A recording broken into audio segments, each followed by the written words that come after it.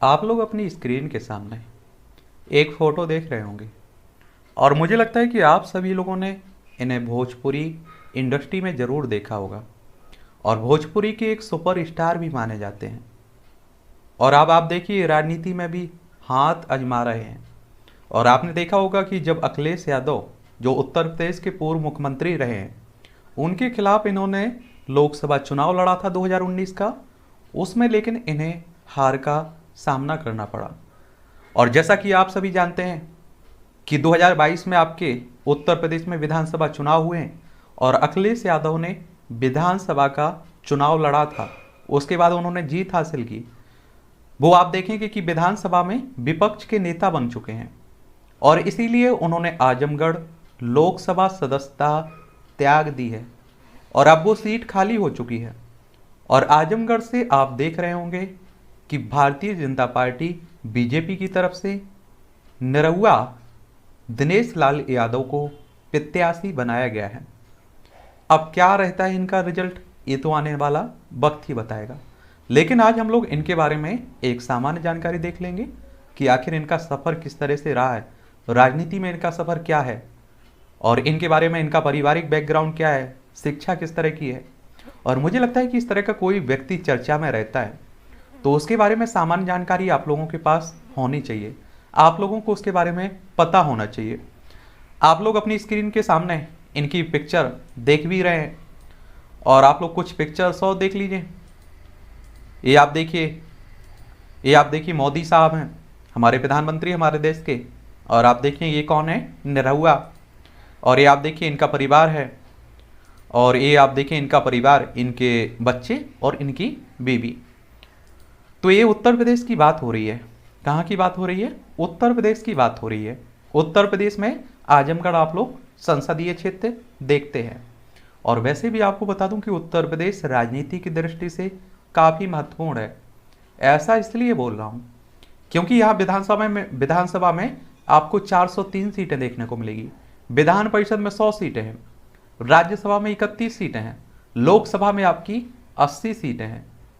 और कई अगर हम लोग विद्वानों की बात माने तो उनका ऐसा कहना है कि जो दिल्ली की गद्दी है ना, इसका रास्ता कहाँ से होकर जाता है? लखनऊ से होकर जाता है। और अपने देश के अगर प्रधानमंत्रियों की लिस्ट उठा के देखेंगे तो अधिकतर प्रधानमंत्री आपके उत्तर प्रदेश से ही निकलेंगे, चाहे उनमें पंडित जवाहरलाल नेहरू की बात कर लीजिए या फिर आप देखिए वर्तमान प्रधानमंत्री मोदी साहब। ये भी तो आप देखते हैं कि इनका संसदीय क्षेत्र बनारस है, बनारस से इस लोकसभा सदस्य बनते हैं, यहाँ से चुने गए हैं। तो निरहुआ की अगर बारे में बात करें हम लोग तो इनका पूरा नाम दिनेश लाल यादव है, तो यादव जाति से आते हैं, ठीक है। और इनका उपनाम निरहुआ है।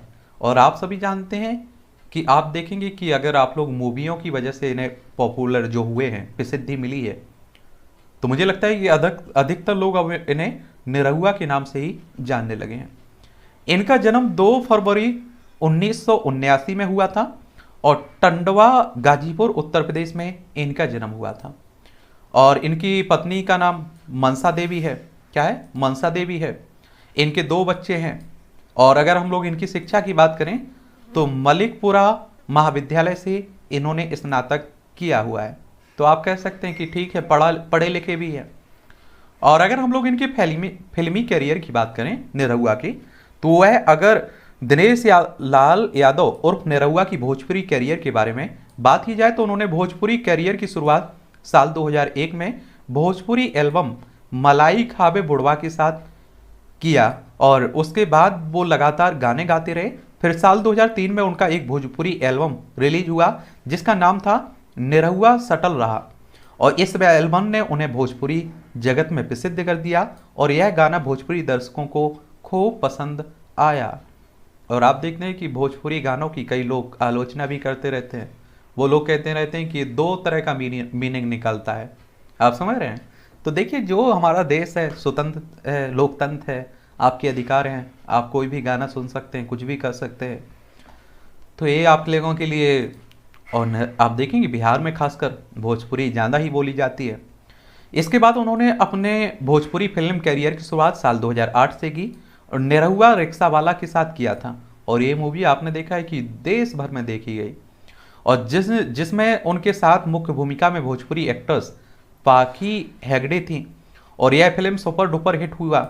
और इसके बाद आप देखेंगे निरहुआ ने पीछे मुड़कर नहीं देखा और back to back Bhojpuri industry को कई हिट फिल्में दी, और जिसमें आप देखें निरहुआ रिक्शा वाला 2, सात सहेलियां, गंगा जमुना सरस्वती, एक दूजे के लिए, निरहुआ हिंदुस्तानी, पटना से पाकिस्तान, और इस तरह की राजा बाबू, गुलामी, राम लखन समेत कई फिल्मों इनके नाम शामिल हैं। और दिनेश लाल यादव की कई फिल्में बहुत जल्दी रिलीज भी होती रहती हैं, आती रहती हैं, तो ये भी याद रखिएगा। अब आप लोगों के मन में ये सवाल रहता होगा, जरूर रहता होगा, कि निरहुआ का मतलब क्या होता है। निरहुआ का मतलब क्या होता है? तो आप देखेंगे यह संस्कृत शब्द निरहु से बना हुआ है, जिसका अर्थ होता है सिंदूर होता है, और सिंदूर की लाज रखने वाले पति को निरहुआ कहा जाता है। और दूसरे शब्दों में पति धर्म का निष्ठा से निर्वाह करने वाले व्यक्ति को निरहुआ कहा जाता है। और वैसे लोकगीतों में शब्द को जोरू के गुलाम के लिए उपयोग में लाया जाता है। तो आप समझ रहे हैं ना, दो दो मीनिंग निकल रहे हैं इसके भी। अगर हम लोग दिनेश लाल यादव यानी कि निरहुआ की अगर किसकी राजनीतिक कैरियर की बात करें, पॉलिटिशियन के रूप में बात करें, तो उत्तर प्रदेश बिहार में दिनेश लाल यादव को खूब लोग प्यार करते हैं। इसी कारण उन्होंने राजनीति में कदम रखा है, और उन्होंने साल 2019 में मोदी का समर्थन करते हुए भारतीय जनता पार्टी की सदस्यता ली।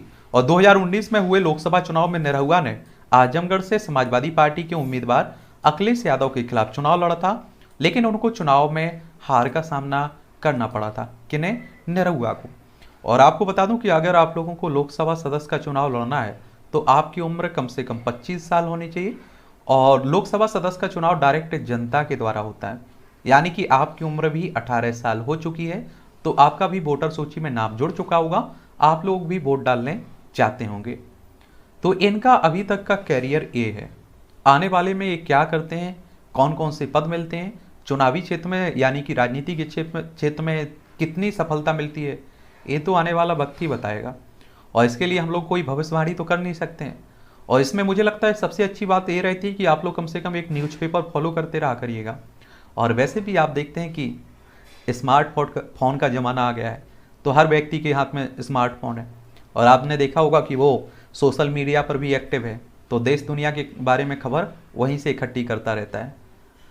तो आप जानते रहिए, और किसी के बारे में बात करनी होगा तो उसका नाम आप लोग नीचे लिखिएगा, उस पर भी हम लोग बात कर लेंगे, उसकी भी एक तरह से आपकी ये जन्म कुंडली हम लोग देख लेंगे। ठीक है।